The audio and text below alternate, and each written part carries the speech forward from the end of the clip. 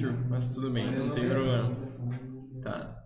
Bom, galera, enfim, é um prazer estar com vocês aqui. A gente tá um pouquinho amaldiçoado para conseguir começar essa nossa série de DBT especial aqui.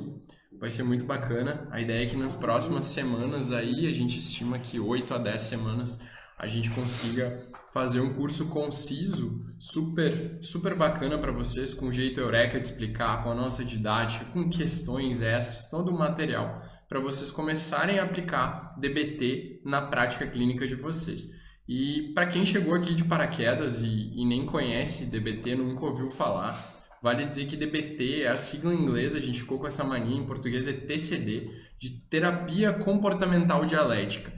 Ela é uma terapia parte da terceira geração das terapias cognitivo-comportamentais ou das terapias contextuais, como a gente chama, e é uma linha super bacana que municia muito bem o psicólogo, dá muitas ferramentas para você aplicar naqueles casos super difíceis, especificamente clientes que já tentaram suicídio múltiplas vezes ou que sofrem de transtorno de personalidade borderline. Agora, certamente dá para aplicar DBT em vários outros momentos da clínica e com clientes não tão graves também, porque DBT, por ser uma linha muito bem fechadinha, muito bem montada, tem várias técnicas legais que se aplicam a vários outros casos. A gente vai começar hoje com uma bela introdução.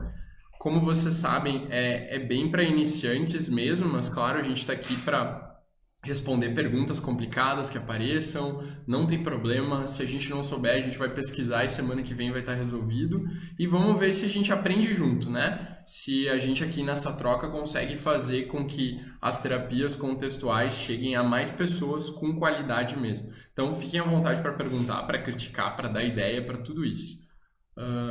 Bom, dito isso, pessoal, nas nossas próximas semanas estaremos juntos, as aulas ficam gravadas, vamos começar a nossa aula. E a nossa aula começa com uma frase que é muito comum a gente ouvir da boca de clientes que experimentam sofrimento psicológico grave, que não vem mais muito sentido para a vida, que vem às vezes de múltiplas internações, de tentativas de suicídio até, que é: não importa o que eu faça, nada muda. Aqueles clientes que já estão cansados muitas vezes, já passaram por múltiplos terapeutas. E aqui na Eureka a gente sempre, nas conversas iniciais, que é o primeiro contato que a gente tem com um cliente aqui na Eureka, a gente pergunta como é que foram outras experiências de terapia, e eu sugiro que vocês também façam isso na clínica de vocês, porque nos ensina muito sobre o que o cliente espera da terapia e sobre dificuldades que ele eventualmente possa ter experimentado em outros momentos de terapia da vida dele, enfim, ajuda muito. Mas são clientes que muitas vezes eles vêm calejados da vida, eles já tentaram psicólogos em outros contextos, em outras situações, e parece para eles que eles já testaram tudo que era possível experimentar e que ainda assim nada muda, só vem mais sofrimento. Então essa frase, ela ilustra muito o cliente típico de DBT: não importa o que eu faça, nada muda. E a gente vai ver que DBT foi desenvolvida justamente para casos assim, né? E DBT foi desenvolvida por essa senhora simpática, a Marsha Linehan, que vocês veem aí nos Estados Unidos. Ela é de Seattle e já estuda DBT há um bom tempo. DBT é uma prática baseada em evidências. Existem hoje vários estudos demonstrando a efetividade de DBT, desde depressão severa, passando por transtorno de personalidade borderline, transtornos relacionados à alimentação também, anorexia, bulimia e etc. Vários desses que são os mais resistentes a tratamento. E a Marsha Linehan tem uma história muito bacana. Ela, lá no começo dos estudos dela, se colocava como uma terapeuta cognitivo-comportamental, bem clássica, de segunda geração, e ela via que certos clientes não respondiam bem a estratégias cognitivas, né? E nesse momento, o melhor que a gente tinha em termos de base científica e evidências de tratamento eram as terapias cognitivas. E era realmente muito frustrante para muitos terapeutas ver que tinha clientes para quem aquilo ali simplesmente não funcionava, que fazer uma reestruturação cognitiva, pensar lá no ABC cognitivo, a diversidade, a crença e as consequências, e tentar debater essas crenças, não tinha efetividade nenhuma sobre esses clientes. Eles se desregulavam emocionalmente e não adiantava nada. ela começou a querer pesquisar justamente esse tipo de cliente. Ela pedia para os colegas enviarem para ela clientes que tinham esse perfil de dificuldade, de várias tentativas de suicídio, várias internações, enfim, problemas com a família, às vezes a rede já bem fraca, porque é super difícil lidar com clientes com personalidade borderline mesmo. E, diante desses clientes, ela começou a trabalhar justamente esses casos. Ela mesma diz que fechou historicamente os critérios para transtorno de personalidade borderline e que foi só com o desenvolvimento de várias habilidades e muita terapia que ela conseguiu superar isso e ser efetivo. O bacana de DBT é que ele traz para os nossos clientes a visão de que sim, é possível ter um transtorno tão grave quanto o transtorno de personalidade borderline e ainda assim aprender a viver uma vida normal e atrás de relacionamentos significativos, se desenvolver no trabalho, se desenvolver nas mais diversas áreas da vida, ter uma vida praticamente normal, desde que a gente saiba manter sob controle uma série de fatores do ambiente mesmo e uma série de técnicas que vão ajudar a controlar a extrema desregulação emocional que pacientes com transtorno borderline ou simplesmente pacientes com alta vulnerabilidade emocional sentem. Né? Ao longo de todos esses anos de estudo, a Marsha Linehan foi desenvolvendo cada vez mais técnicas e testando, observando com esses clientes o que funcionava ou não. E o que ela notou é que o elemento central para esses clientes, e eu acho que a gente consegue expandir esse elemento para vários outros casos que aparecem na nossa prática clínica, seja num nível tão intenso, seja num nível menos intenso, é a desregulação emocional. E essa desregulação emocional, ela não é como quando um de nós fica com muita raiva e perde o controle, simplesmente diz coisas que não queria dizer, ou quando está muito triste e não quer sair da cama, não quer se dedicar a uma atividade, ou quando congela na frente de uma apresentação ou de uma aula. Não, nesse caso a gente está falando de desregulação emocional num nível muito, muito, muito mais intenso. E para piorar, essa desregulação emocional ela é pervasiva, ela aparece em vários momentos da vida dessas pessoas e generalizada, assim, ela é quase como uma característica definidora daquela pessoa. É algo que a gente apontaria como típico, o fulano é sensível demais, é difícil lidar. E essa desregulação emocional não sendo bem acompanhada, ela começa a gerar problemas, desde problemas de conexão de outras pessoas com essa pessoa com desregulação. Imagina, de repente, você vai dar um feedback minimamente negativo, vai sugerir que, sei lá, a pessoa atenda o telefone de um jeito diferente na empresa e essa pessoa tem uma experiência emocional tão intensa que ela se sente completamente inútil, para de funcionar e tal. O mínimo que a gente faria é evitar contato com essas pessoas e é isso que acontece no dia a dia. Então, assim, a desregulação emocional vai aparecer em 3 principais características. A primeira delas é que são pessoas que, por coisas que não afetariam outras, se sentem extremamente desreguladas, experimentam a emoção de maneira muito mais intensa que as outras pessoas. Então, no meu exemplo aqui, simplesmente ouvir uma mini crítica poderia ser suficiente para estragar o dia dessa pessoa, para ela ficar completamente descontrolada e perder o controle. Em seguida, a intensidade dessas emoções é muito maior, então o limiar é muito baixo e a intensidade ela vem num nível muito mais alto do que a situação exige para uma pessoa normal. Então, elas podem ser alguém que recebe o resultado de uma prova, por exemplo, da faculdade e simplesmente por ter errado uma questão, aquilo estraga todo o dia da pessoa, ela se fecha, ela dorme o dia inteiro em função dessa desregulação emocional ou algo assim. Essa é outra característica, a resposta é muito mais alta do que seria o normal para uma pessoa qualquer que recebeu aquela notícia. E por fim, leva muito tempo para essa experiência emocional ser regulada de volta, né? Uma das coisas que a gente mais trabalha com os nossos clientes em terapia é a habilidade de se regular emocionalmente. Estando com muita ansiedade, muito medo, muito pouca vontade de apresentar um trabalho, por exemplo, eles serem capazes de parar, respirar, pensar em quão importante é aquele trabalho para eles e apresentar mesmo nervosos. Ou na hora de discutir um aumento com o chefe ou renegociar pontos da relação amorosa, enfim, se convencer a regular aquela emoção, que é tão difícil naquele momento, para que essas pessoas possam sim ser efetivas. A desregulação emocional intensa, ela vai vir de uma tal forma que muitas vezes as habilidades que a gente treina e faz funcionar, elas não conseguem ser aplicadas no contexto fora da terapia, justamente porque a emoção toma conta e se perde todo esse controle normal que as outras pessoas costumam ter. Então são os clientes que são um verdadeiro pesadelo de um terapeuta que não é treinado em DBT. Mas, ao mesmo tempo, essas habilidades, o jeito de DBT, de lidar com clientes com desregulação emocional, pode ajudar qualquer terapeuta em qualquer tipo de caso a ser mais efetivo e acelerar o progresso dos seus clientes. Então, no centro dos clientes típicos de DBT vai estar essa desregulação emocional que vai aparecer nesses 3 aspectos. Muito baixo limiar, coisas pequenas ativam uma desregulação emocional muito grande. Alta intensidade dessa desregulação emocional, ela toma conta do indivíduo de uma maneira muito, muito forte. E, por fim, um tempo muito mais longo do que o da pessoa normal para que a emoção passe.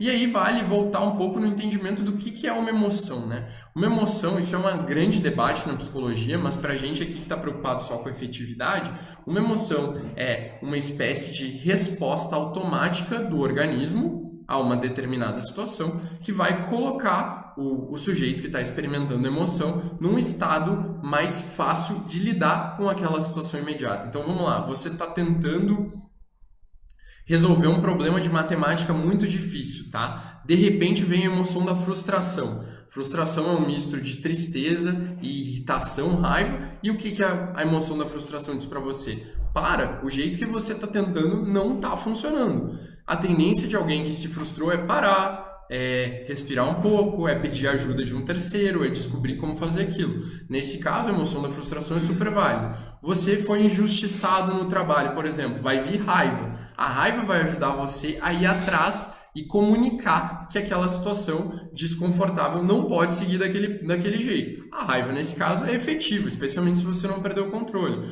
Ou então você perde um parente que você amava muito, quem sabe seu pai ou sua mãe. Você se sente triste. E a tristeza vai ajudar você a se recolher, a pensar sobre o que é realmente importante para você, a se reconectar com as pessoas importantes no seu entorno. Então, as emoções, elas têm sim funções importantes. Agora, quando elas vêm num nível de desregulação muito alto, e isso acontece o tempo todo por um baixo limiar, elas podem tornar a vida completamente insuportável. DBT foi desenhada para pessoas que sofrem disso, mas a gente sabe que, como tudo na psicologia, é uma questão de limiar. Você vai ter clientes que sentem isso nesse nível extremo, que poderiam ser caracterizados clientes típicos de DBT, perfeitos para o uso do tratamento, mas todo o seu cliente vai ter momentos de desregulação maior ou menor, e entender DBT e a lógica toda de DBT vai ajudar sim você a ser um terapeuta mais efetivo.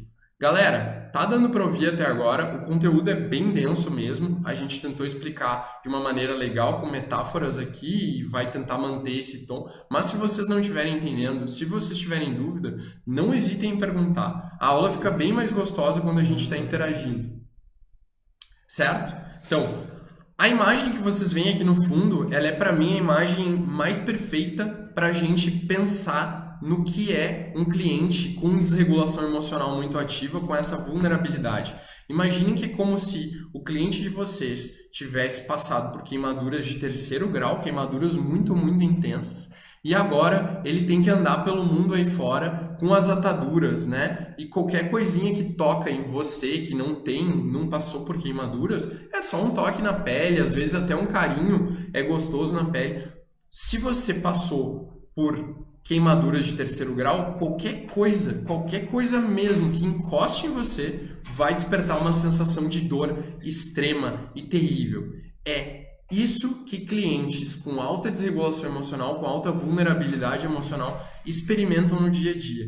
E vale lembrar que não é só uma batida que vai doer muito mais. Um carinho também vai ser experimentado num nível bem mais alto. Então, emoções positivas também podem desregular os nossos clientes com esse perfil de desregulação emocional e tornar a vida, o dia a dia, muito difícil. Se eles não souberem maneiras de lidar melhor com isso, técnicas, e se não souberem que isso também faz parte da vida, que eles podem sim ter nascido com essa vulnerabilidade, ter um contexto que levou a uma vulnerabilidade maior para isso, e que isso é normal e que a gente tem como lidar com isso. né? Muitas vezes são clientes que ouviram da vida inteira que eles estavam sendo frescos, que era uma bobagem toda essa situação, que o que eles estavam sentindo não faz sentido porque foi só um peteleco que eles receberam, mas a experiência subjetiva deles não é de um peteleco, é uma experiência subjetiva de dor extrema. É como se eles apanhassem tendo queimadura de 3º grau. Imagina que terrível, tá? Então, essa é a primeira premissa dos clientes para quem DBT foi desenvolvida.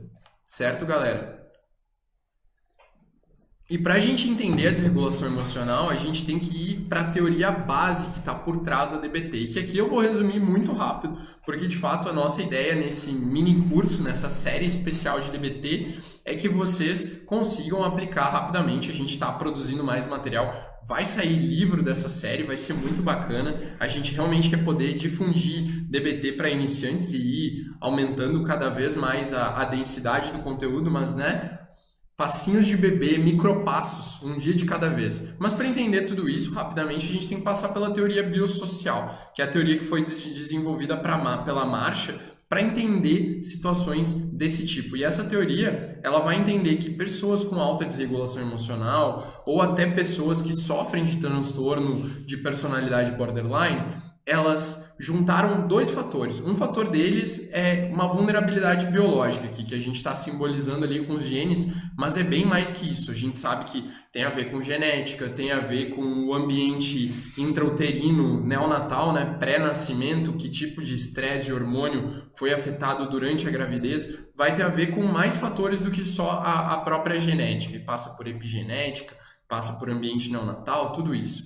E também por fatores, essa é a parte bio que a gente diz, né, da teoria. E também por fatores sociais, como o ambiente em que essa pessoa cresceu lidou com esses momentos de alta vulnerabilidade emocional. Então vai juntar alguém que tem uma alta predisposição a sentir as emoções de maneira intensa, com como o ambiente social ensinou essa pessoa a se relacionar com essa predisposição. Antes de eu seguir, vamos ver se nós temos dúvidas até aqui. Beleza.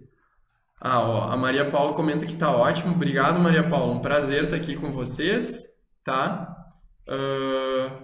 Deixa eu ver o que mais aqui. O pessoal tá gostando da explicação, que legal, obrigado.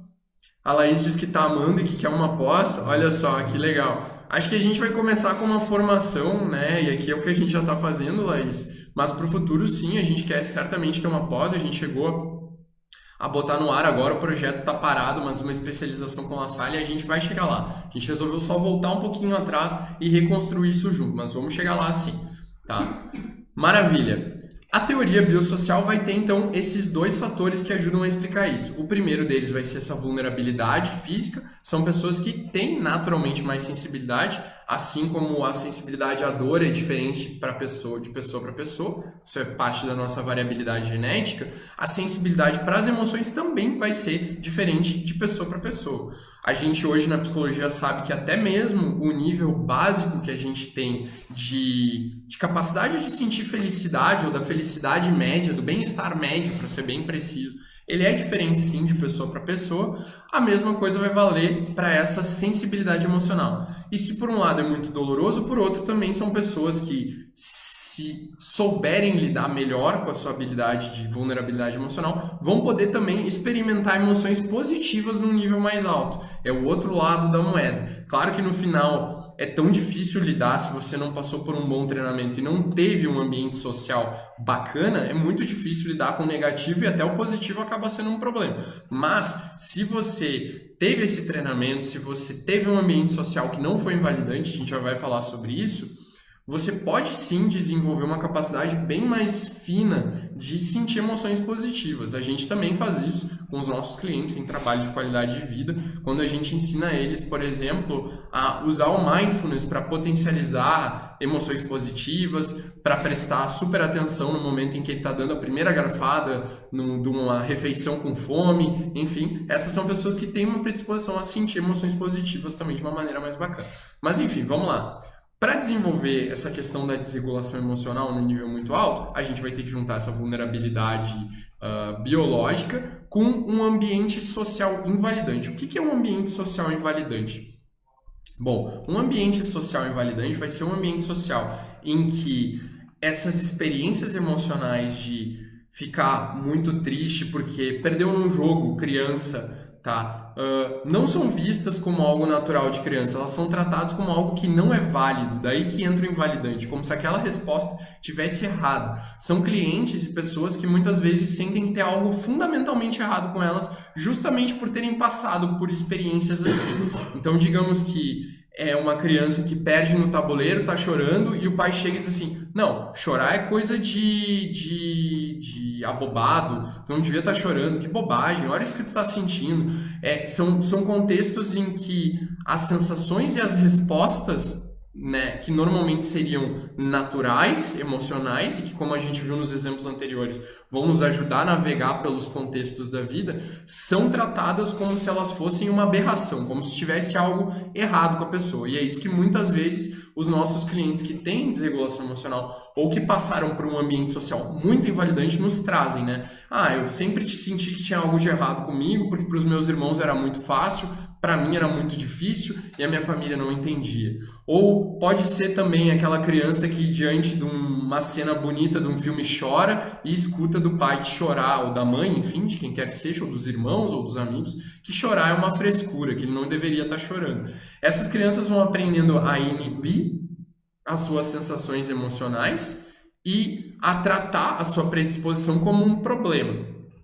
E vai ser só quando a gente junta esses dois efeitos, essa vulnerabilidade, com um ambiente social que invalida essas respostas emocionais, que a gente vai ter o transtorno da desregulação emocional ou uma alta desregulação emocional aparecendo. E aí, claro, a gente vai ter as duas questões acontecendo ao mesmo tempo. Vai ter clientes nossos que não passaram por um ambiente social que seria considerado invalidante para outras pessoas, mas que por terem uma extrema vulnerabilidade emocional, uma extrema predisposição a sentir emoções de uma maneira forte, vão ter experimentado um ambiente social que seria super normal para outra criança como invalidante. Sim, esse lado bio está muito forte, então o social acaba, mesmo um social que não é muito invalidante, vai ser o suficiente para desenvolver essa relação, como existe o oposto, né? Pessoas que não teriam uma predisposição biológica muito mais forte do que a maioria, mas que por o ambiente social ser muito invalidante, mesmo, elas acabam desenvolvendo esse transtorno da desregulação emocional.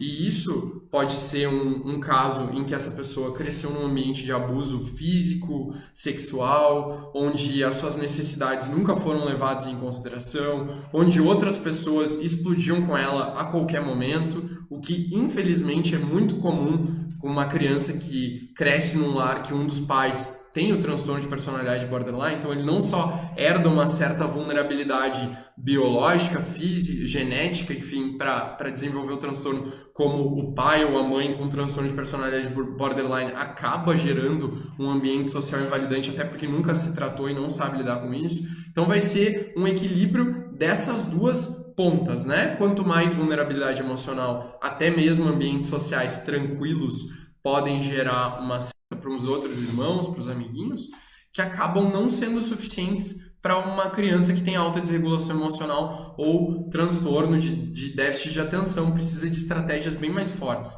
O que a gente vai fazer na terapia é tentar trabalhar também essas estratégias para tornar de novo as emoções que essa pessoa sente úteis para o contexto, indicativas do que elas estão querendo fazer, certo? Galera, até aqui tá dando para entender? A Gabriela pergunta se a aula vai ficar gravada. Sim, vai ficar gravada, fica tranquila, Gabriela, pode entrar para o teu atendimento, depois tu vai poder ver a aula, tá? Tá tudo bem. O que vai acontecer no sentido de alguém que desenvolve o transtorno de personalidade borderline ou que vem com esse perfil de alta desregulação é que muitas vezes a predisposição por sentir essas emoções mais o ambiente social invalidante vai tornar a relação direta com as emoções dessas pessoas extremamente complicada. E essas emoções vão gerar problemas. O simples fato da gente sentir elas de uma maneira muito intensa, que toma conta do contexto, vai fazer com que essas pessoas não consigam ser efetivas nas relações pessoais, com que às vezes elas machuquem outras pessoas que estão no entorno delas, vai gerar uma série de dificuldades que vai levar a menor interação social, menor sucesso nas atividades profissionais, no colégio, em tudo isso. a tentativa de regular essas emoções muitas vezes vai piorar o problema, porque o que elas fazem, e a gente já vai ver os 3 padrões que aparecem dentro desse ciclo de alta suscetibilidade emocional e tentativas de regulação rápida, é que às vezes as próprias maneiras de se regular emocionalmente vão gerar problemas para essas pessoas. A gente também vai ver nelas que a invalidação costuma estar internalizada, então elas mesmas se invalidam muitas vezes, elas sentem aquela emoção de dizer, não, mas eu não posso sentir isso não tem a ver comigo, e tentam jogar a emoção para baixo do tapete, tendo uma emoção secundária, uma emoção que já é uma reação à primária, a primeira emoção sendo uma reação ao que acontece de fato, a uma notícia ruim, por exemplo, a secundária sendo uma emoção que já é uma resposta a essa primeira emoção. Então, raiva porque está triste, por exemplo, e daí tem que lidar com a raiva e não com a tristeza. E a experiência de invalidação mantendo essa situação toda até que esse ciclo é tão doloroso que nada funciona, que as pessoas se afastam, que o suicídio ou a automutilação acabam sendo os caminhos encontrados para se regular novamente. Comportamento impulsivo tá aí e várias outras coisas que a gente tenta reduzir na clínica. Voltou para vocês? Estão me vendo? Camila, tá tudo certo aí? Quem mais estiver online? Realmente a gente está experimentando um probleminha de conexão. Estamos tomando providências aqui porque a gente faz muito atendimento online. Eu espero que o pessoal do atendimento online também não esteja sofrendo que nem a gente aqui. Ó. Vamos ver como é que estão os comentários de vocês. A Bia entrou, tá tudo certo aí, Bia? Deixa eu fazer um agradecimento. Esses slides lindos que vocês estão vendo são fruto de uma colaboração minha e da Bia. A Bia fez toda a arte dos slides, eu dei ideias, ajudei, mas ela contribuiu horrores com toda a parte estética da nossa aula e está nos ajudando também. As questões vocês vão ter a oportunidade de fazer aqui, foi a Bruna que está nos ajudando a elaborar questões, depois vocês vão ver que parte do material escrito a Andressa vai estar nos ajudando, é todo um trabalho de equipe aqui na Eureka super bacana. Tem que dar crédito para as meninas também, tá? Ó, o pessoal tá voltando. Maravilha. Se vocês perderem uma parte que tá faltando para fazer sentido, me avisem que eu volto e reexplico algum dos conceitos, não tem problema. Em resumo, até aqui o que a gente está trazendo é DBT foi desenvolvida para lidar com pessoas que têm no cerne do seu transtorno uma alta desregulação emocional, dos seus problemas que elas trazem para a clínica. Essa desregulação emocional teoriza com bastante evidência já Marsha Linehan, fundadora da terapia comportamental dialética, que vai ter a ver com a teoria biosocial. Uma junção de uma vulnerabilidade, uma predisposição a sentir emoções de uma forma muito intensa, com um ambiente social que não dava para essas pessoas, ou não dá, habilidades, auxílio na hora de se regular, gerando uma invalidação, uma percepção de que o que elas sentem ou como elas são não é válido, está errado, é porque elas são loucas, ou porque tem algo de muito errado com elas, quando na verdade isso é só uma questão de vulnerabilidade biológica e de não ter os instrumentos gerais. Essa foi a ideia até aqui, tá? Essa combinação de fatores vai gerar o que a gente chama de dilemas dialéticos, tá? Que são 3 padrões grandes de funcionamento que a gente percebe em maior ou menor medida nos nossos clientes. Vocês vão ver que dá para perceber isso, às vezes, até mesmo em alguns momentos em clientes que não têm transtorno de desregulação emocional ou mesmo uma maior desregulação emocional, mas eles aparecem sim. Os nossos dilemas dialéticos, eles são 3. Olha aí, vamos ver. Estão ouvindo até aqui? Tá tudo bem? Vão me avisando se o áudio tá legal, se tá tudo tranquilo. Beleza. O primeiro deles é o que a gente chama de vulnerabilidade emocional e autoinvalidação.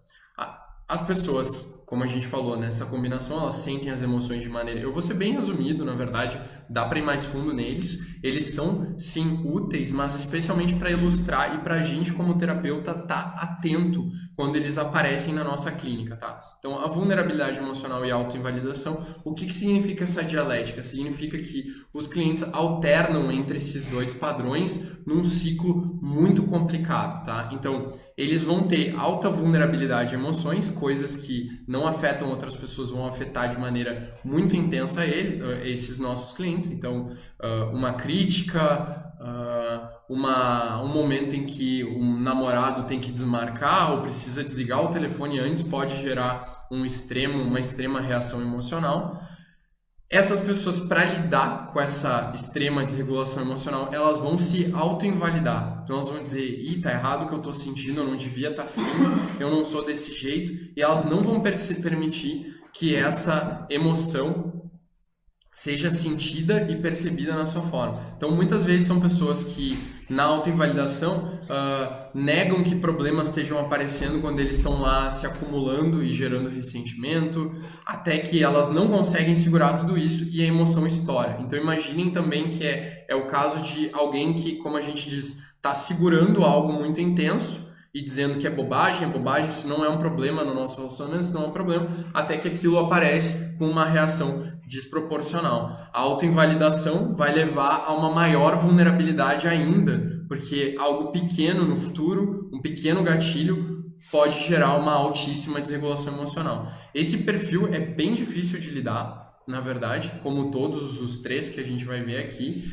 e muitas vezes a automutilação vai aparecer nesses casos como uma forma de se regular emocionalmente, porque o controle sobre a nossa própria dor e sobre o que a gente está sentindo na dor física vai ajudar a distrair da dor emocional. E muitas vezes vai aparecer com uma tentativa de suicídio, porque esses são clientes que muitas vezes já estão desesperados. A autoinvalidação ela vem tão forte que quando a gente em terapia tenta sugerir maneiras de mudar ou de fazer diferente, esses nossos clientes, eles na hora de botar isso em prática vão estar com a emoção muito alta e não vão conseguir botar se a gente não funcionar, ou eles vão dizer que eles não têm um problema tão grave, na verdade, que isso não é nada demais, e não vão treinar essas técnicas. A gente vai ter que equilibrar depois técnicas de mudança e de validação para conseguir chegar, junto com as técnicas dialéticas, para conseguir chegar nesse equilíbrio. O segundo dos nossos padrões é o que a gente chama de passividade ativa e competência aparente. Tá? Deixa eu ver. Não, Adriana, a que tinha sido adiada era essa aula originalmente ia ser na sexta passada, a gente acabou tendo que adiar para segunda-feira aqui por razões tecnológicas. Agora estamos de volta, ao vivo aqui. Vou dar um oi para a Luciana. Luciana, minha amiga, seja bem-vinda, Luciana, de longa data. Em qualquer coisa me corrige, viu? Que eu sei que tu anda estudando bastante as terapias comportamentais, que legal. Beleza. O segundo padrão que aparece é a passividade ativa e a competência aparente. E é a alternância entre esses dois. São clientes que muitas vezes, quando estão diante de uma atividade ou de uma tarefa ou de algo que eles precisam fazer, que é muito complicado para eles, pode ser gerir um projeto no colégio, cuidar das crianças em casa ou mesmo resolver algum problema técnico da vida doméstica, assim, eles vão parecer muito competentes, eles vão dizer, não, isso é tranquilo, eu vou resolver, eu vou dar conta, tá? Mas eles não têm essas habilidades necessárias, seja para negociar um novo emprego, procurar um novo trabalho, que são demandas que aparecem. E eles desenvolveram um padrão de não de pedir ajuda e de entrar em contato com o emocional direto, mas de muitas vezes permanecer passivos diante de alguma situação. E aí a imagem que a gente tem para ilustrar isso é a da mulher parada do lado do carro na estrada com o pneu furado, né? Esse ato de passividade, esse parecer que não consegue fazer nada, muitas vezes é suficiente para que as pessoas, no contexto dessas pessoas que sofrem desse padrão, parem e ajudem, sim. Então ela para ver o outro no momento passivo, tá, deixa eu te ajudar, e resolve. A questão é que, no exemplo aqui do nosso pneu furado, é fácil ver essa passividade ativa, né, de estar ali aquela pessoa meio frustrada e cada vez mais incomodada emocionalmente, e ajudar, mas em vários outros cenários da vida, se esse pedido não for formalizado, ninguém vai parar para ajudar ou fazer qualquer coisa. E se a gente juntar isso com padrões de baixas habilidades sociais, que muitas vezes machucam as pessoas no entorno, pode ser que essas pessoas não consigam comunicar que elas precisam de ajuda mesmo. Então, a pessoa tem aquele aspecto de competência aparente, não, tá tudo bem comigo, eu vou conseguir um novo emprego, vai dar tudo certo. Os amigos, o entorno, a família acreditam sim que essa pessoa tem essas habilidades, porque ela não comunica que ela não tem, só que quem que vai notar que não tá dando certo? Que essa pessoa precisa de ajuda sim para conseguir um emprego, para melhorar o seu currículo, para desenvolver e treinar habilidades numa entrevista, enfim, acaba que essa maneira de lidar com a dificuldade, de cognitivamente se invalidar e dizer que não é nada e que está tudo bem e fingir em certos contextos que está tudo bem, vai fazer com que os outros pensem, não, mas essa pessoa sabe lidar, eu já vi ela lidando bem, e são contextos em que a emoção estava bem regulada. Imagina que alguém que numa festa está conseguindo conversar com todo mundo, está super bacana, está interagindo, mas que numa entrevista de emprego não consegue interagir, né? Ou numa festa, no momento em que está mais triste, desregulado emocionalmente, também não consegue. Porque as emoções são necessárias para a gente botar as habilidades para funcionar. Então, essa competência aparente vai fazer com que muitas vezes, assim como a passividade ativa, a pessoa não consiga ajuda, não consiga comunicar ajuda e, às vezes, numa tentativa de suicídio, consiga, de certa forma, comunicar que ela precisa, sim, de ajuda de outros para funcionar. Pode ser um padrão bem difícil de lidar na clínica, porque a gente acaba achando que está tudo bem com clientes desse tipo até entender que eles estão com esse padrão e trabalhar melhor essa questão da regulação para cá. Também são pessoas que, nesse senso de passividade, não é que elas façam por mal, elas aprenderam a invalidar isso e muitas vezes elas não demonstram de maneira não verbal, com o corpo, com o choro, com outros comportamentos, que elas estão sim sentindo emoção de uma maneira muito intensa. Então, são clientes que às vezes dizem para nós, eles parecem desconectados de emoções, dizem para nós, eu tô acabado, minha vida tá horrível, eu não sei se eu vou conseguir chegar na próxima semana. Mas eles dizem isso com esse tom emocional. E a gente está acostumado a dar mais importância para dicas não verbais, choro, desânimo, dificuldade de manter contato visual, enfim, toda essa parte, do que para o que a gente está simplesmente dizendo uns para os outros, a gente não leva em consideração o tamanho da emoção que eles estão sentindo. Eles estão sentindo sim, a experiência interna pode ser muito, muito, muito intensa, mas eles têm dificuldade de comunicar isso de maneira efetiva. Bem difícil de tratar na clínica, bom estar atento para ver isso acontecendo, porque às vezes acontece não só, como eu falei, com pacientes com alta desregulação emocional, mas com outros que não fechariam os critérios, mas têm essa dificuldade também. Então, é bom estar atento. O terceiro padrão é um padrão muito difícil de lidar na clínica mesmo, que é o padrão do luto inibido e da crise implacável. Então, são pessoas que alternam entre inibir emoções de tristeza, de perda, que muitas vezes tem uma história de muito sofrimento na vida pessoal, de abuso, de abandono de cuidadores ou de pessoas que são importantes, mas elas aprenderam a inibir esse luto. Logo que elas entram em contato com algo que traz essa memória ou com uma atividade que é difícil, tá? Elas desviam a atenção, elas se distraem, elas se invalidam e vão para outra atividade. Isso faz com que elas evitem, e aqui entra um ponto importante para trazer para vocês. É muito importante, pessoal, para que vocês possam aplicar o que a gente vai trazer na DBT para iniciantes aqui na nossa série especial, que vocês tenham domínio de conceitos de comportamental, tá? Vocês têm que entender como é que os comportamentos se mantêm e como o comportamental hoje é muito mais complexa no seu entendimento de pensamentos também, de outras coisas, para conseguir aplicar isso de maneira mais funcional, tá, galera? Tem algumas aulas aqui que já dão a base de comportamental na jornada do terapeuta, que vocês vão ter acesso, e tem outras indicações de livro, outras coisas que a gente pode indicar para vocês. Trabalhar DBT sem ter base de comportamental, pelo menos uma base mesmo, é muito difícil. Vocês vão ver que é super desafiador e não vai ser efetivo, tá? Então, alimentem essa parte comportamental de vocês. Mas o que acontece no luto inibido? Ao inibir o luto, essas pessoas evitam situações, emoções e outros contextos que possam disparar essa dor. Tá? Ao evitar essa dor, elas nunca se expõem e se acostumam com essas dores, né? Elas não têm o processo de desensibilização sistemática que a gente tem. É como se você perdesse o seu pai ou a sua mãe e nunca mais entrasse em contato com nada que lembra o seu pai ou a sua mãe. Então você não vai para sua casa de infância nunca, você não vai nos lugares da cidade que vocês iam juntos, você não faz mais atividades que vocês faziam juntos. O que acontece? Quando você é obrigado pela realidade a entrar em contato com isso, vem as emoções super fortes, porque você não conseguiu desensibilizar daquilo ali. E aí vem a crise implacável.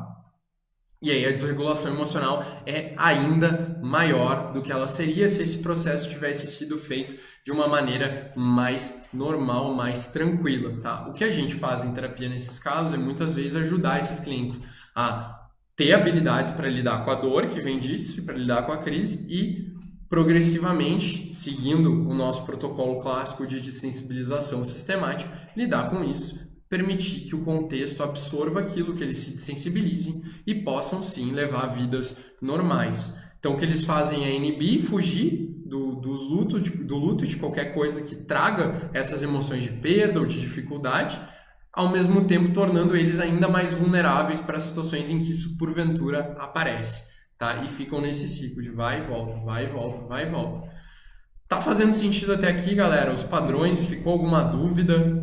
Fiquem à vontade para comentar. A gente vai ir um pouco agora para a estrutura de DBT e quais são as técnicas que a gente alterna para poder funcionar. A gente usou aqui essa imagem da fechadura porque é um pouco como espiar por uma fechadura e já fugir do que está do outro lado da porta, do que está no contexto. O problema é que a vida muitas vezes nos obriga a entrar nesses cômodos, nesses contextos difíceis e aí vem a crise com toda a força. Beleza, tá? E aí, Júlio, como é que a terapia comportamental dialética vai lidar com tudo isso? O que ela faz? Como é que funciona para poder lidar com esses clientes que muitas vezes resistem à terapia cognitivo-comportamental de segunda geração, às vezes resistem até mesmo a outras terapias contextuais que não vão ter um foco tão grande em estruturar a sessão, em dar o apoio completo para as pessoas. Como é que a DBT lida com isso? E a metáfora que eu quero trazer para vocês entenderem isso, é a metáfora de como é uma metáfora que eu peguei emprestada do Zen e é algo legal para contar para vocês, porque o Zen budismo também está na base da consolidação e do planejamento do que é a DBT. A Marsha Linehan, para além de uma excelente psicóloga, uma excelente pesquisadora e treinadora de outros psicólogos, ela também é uma monja Zen. Não que você precise ser monge para aplicar DBT, eu não sou também, mas você consegue entender um pouco de como o Zen trouxe conceitos interessantes, especialmente para a parte dialética. E vamos lá, vamos para a história que é muito mais bacana. Um ferreiro, para ser efetivo na hora de... Vamos imaginar aqui um ferreiro medieval na hora de fazer uma espada, né? Que coisa mágica, pegar um bloco de ferro, né? E transformar aquilo ali numa espada ou numa ferramenta útil, um machadinho, o que você quiser. Ele precisa controlar ao mesmo tempo vários fatores. Mas os dois principais fatores que esse ferreiro precisa controlar ele precisa que o fogo esteja quente o bastante para que o ferro esteja maleável e possa ser moldado pelas marteladas que ele dá ou derretido e colocado numa forma, mas ao mesmo tempo ele não pode permitir que o fogo esquente demais a tal ponto que o metal derreta todo e perca a sua forma na hora em que ele está fazendo a finalização. DBT vai nos ajudar a lidar com estratégias de mudança de um lado dos nossos clientes, ensinando para eles habilidades, analisando nos contextos que as crises aparecem, expondo eles de maneira sistemática essas situações, ajudando eles a se regularem, dando para eles habilidades de mindfulness, de controle de crises, de regulação emocional, de efetividade interpessoal, enfim, todo o arsenal de mudança de DBT, que também é super aplicável em outros casos. A gente vai ter que equilibrar o calor que a gente põe nesse fogo para moldar a espada com estratégias de validação para ajudar esses clientes a notar que faz sentido eles sentirem o que eles sentem, que eles não estão loucos, que o contexto pode ter feito eles se sentirem assim, mas que eles têm uma vulnerabilidade biológica, eles passaram por experiências que explicam e ajudam a gente a entender por que eles agem assim, da maneira como eles agem hoje. Então, a temperar esse fogo, não deixar que ele suba tanto, para manter o metal maleável. Tudo isso ao mesmo tempo em que ele observa tudo isso de maneira dialética, entendendo a importância de equilibrar os dois lados de uma maneira dinâmica, tá? E entendendo que esses clientes estão fazendo sim o melhor que eles podem, mas que eles precisam fazer mais ainda. Então é algo que é meio contraditório, mas que é dialético, é uma verdade, é verdadeiro ao mesmo tempo que é contraditório. Essa é a simbologia por trás da dialética de DBT. Então imaginem que vocês não podem nem ter água, nem ter o fogo tão quente que derreta a espada completamente, e nem ter o fogo tão frio que ele não torne a espada maleável. E é isso que a gente vai querer equilibrar, tá? Nas estratégias de mudança, eu já falei brevemente aqui para vocês, mas vão ser as de moldar o nosso cliente, e é o que a gente está acostumado a ver na prática clínica geral, né, lidando bem menos com a validação, embora ela seja importante. Pela mudança, vai passar por treinamento de habilidades, né, diretamente, como eu já mencionei. Vai passar pela análise em cadeia de comportamento, a gente vai usar comportamental para ver em que momento os nossos clientes, porventura, se desregularam, o que eles podem fazer. Vai passar por análise de problema, a gente vai ajudar, vai ensinar para os nossos clientes habilidades para resolver problemas que eles muitas vezes não tiveram. Vai passar pela análise de solução, a gente vai ensinar técnicas para eles aprenderem a solucionar os problemas deles. A gente vai ensinar para eles modos de tomar decisões melhores, de pedir ajuda, de negociar, de interagir com outras pessoas de uma maneira melhor. A gente vai treinar comportamentalmente tudo isso em sessão, a gente vai expor os nossos clientes aos estímulos que são difíceis para eles, a gente vai ajudar nossos clientes até mesmo a fazer mudanças cognitivas, a gente vai manejar com contingências, vai botar consequências nas ações deles, nos compromissos que eles têm na nossa relação terapêutica. Tudo isso vão ser algumas das estratégias de mudança e é muito bacana porque o arsenal de DBT é muito completo e bem sistematizado de estratégias de mudança. Tá? Ao mesmo tempo, para não esquentar o nosso ferro demais e não tirar o formato da espada, levar nossos clientes a se desregularem, a gente vai precisar ter também no nosso arsenal estratégias de validação. E o que é a tal da validação, que talvez seja uma das maiores contribuições da DBT para as terapias contextuais? A validação vai consistir da nossa capacidade de comunicar para o nosso cliente que o que ele está sentindo, o que ele fez, a forma como ele interage com o mundo é natural, ela é válida diante das experiências que ele tem, da biologia que ele tem, do momento em que ele está, de tudo que aconteceu. Que ele não é um louco de sentir o que ele sente, que não está errado ele sentir o que ele sente, que é parte do que é possível sentir no mundo, mas que a gente pode sentir muito isso e ainda assim ter que se regular.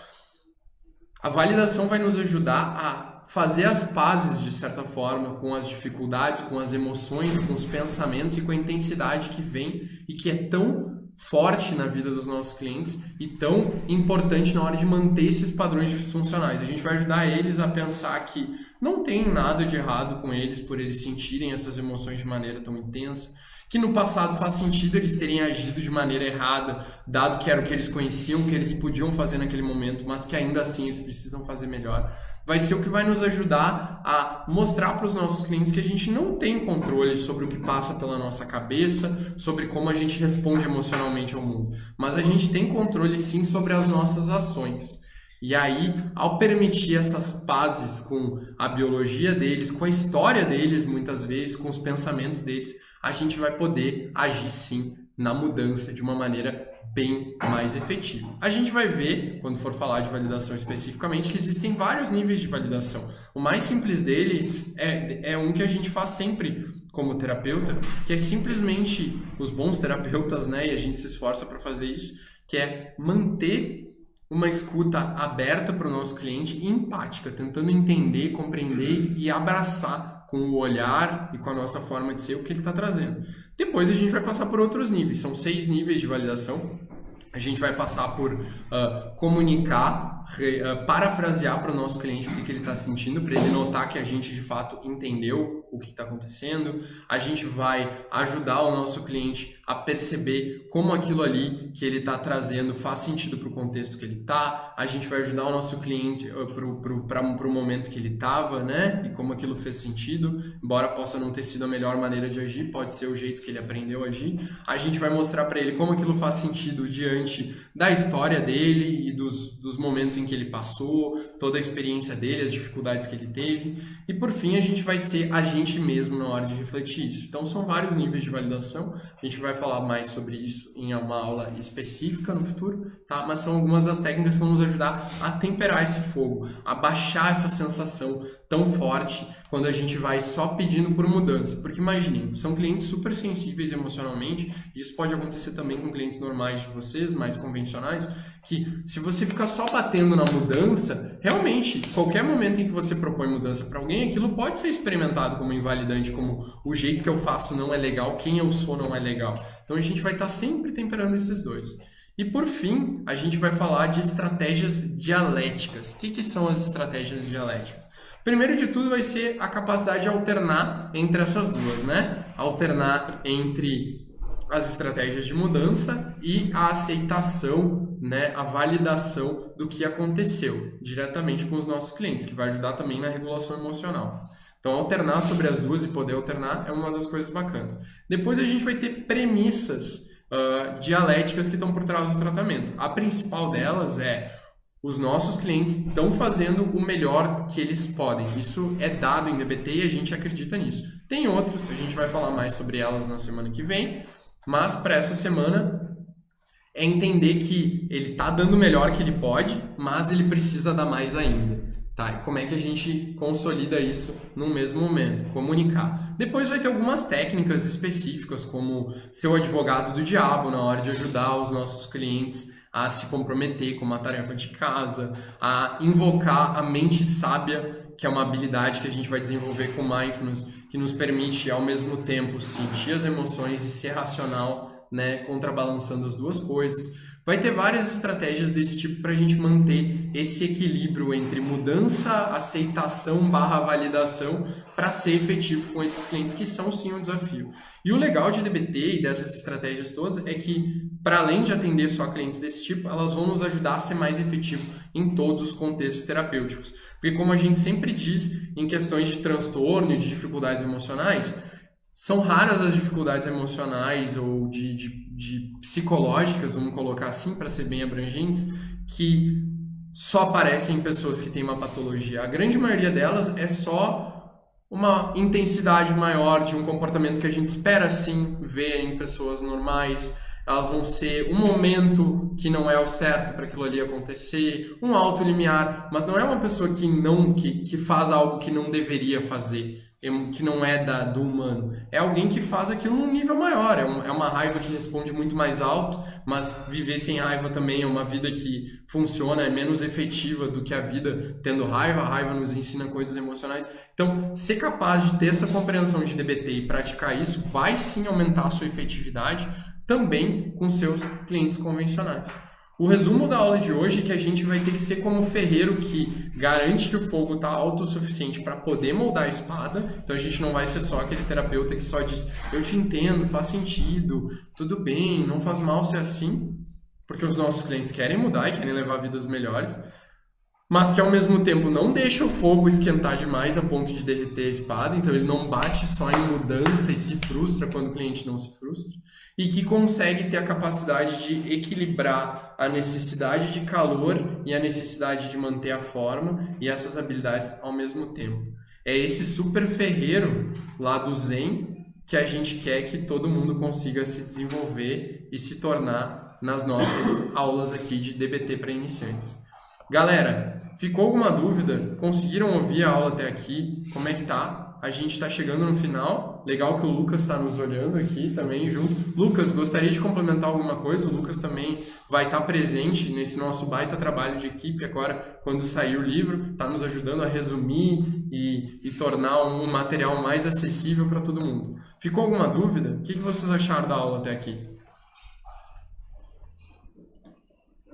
Eu pretendo, nas próximas aulas, ter a companhia do Luiz aqui me ajudando, e a nossa ideia é realmente agora embalar e ter uma aula dessas por semana, tá? Para que vocês possam estar aprendendo mais sobre isso, estar conhecendo a Eureka de perto, para que vocês que têm interesse em eventualmente se vincular à Eureka, ser um franqueado, fazer parte da equipe aqui, possam conhecer o nosso trabalho melhor, saber como funciona. Saibam que a gente hoje está dando supervisão também nas linhas contextuais, ajudando outros terapeutas a serem mais efetivos na sua prática. A gente realmente acredita que terapias contextuais, tudo isso que a psicologia pesquisa, toda essa prática baseada em evidências tem sim o poder de mudar a vida das pessoas, e a gente acredita em levar isso para todo mundo que a gente puder e também para os nossos colegas e trocar e aprender com vocês, né? Eu gosto muito de dizer que aqui na Eureka a gente não tem grande divisão entre estagiários, psicólogos, supervisores, tá todo mundo junto, caminhando na direção de tornar a psicologia mais efetiva, mais parte da vida das pessoas,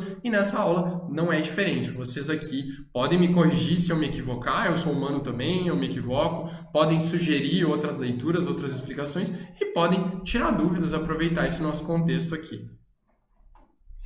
Então, galera, o que acharam? Vamos lá, deixa eu dar uma olhada. O Breno não conseguiu ver, mas vai ficar tudo gravado, não tem pergunta, não tem problema. Sugestões de bibliografia, artigos, legal, Breno. A maioria dos que a gente tem são em inglês, tá? Eu vou escrever aqui embaixo para todo mundo depois, vai ser bacana. A Laís comenta que foi ótimo. Obrigado, Laís, fiquei muito feliz, que está animada para as próximas. E a Bia comenta que ficou mais claro do que só com a leitura. Legal, Bia, maravilha.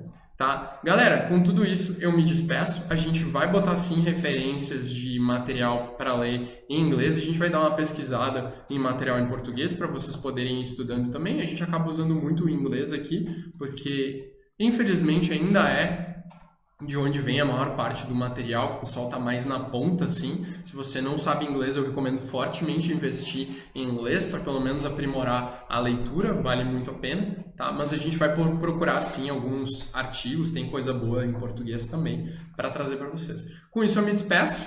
Para as próximas aulas a gente, quem sabe, não vai dar um teminha de casa para o pessoal, né? Uma tarefa de casa, vai ser legal também. E um beijo para todo mundo. Tchau, tchau e até semana que vem.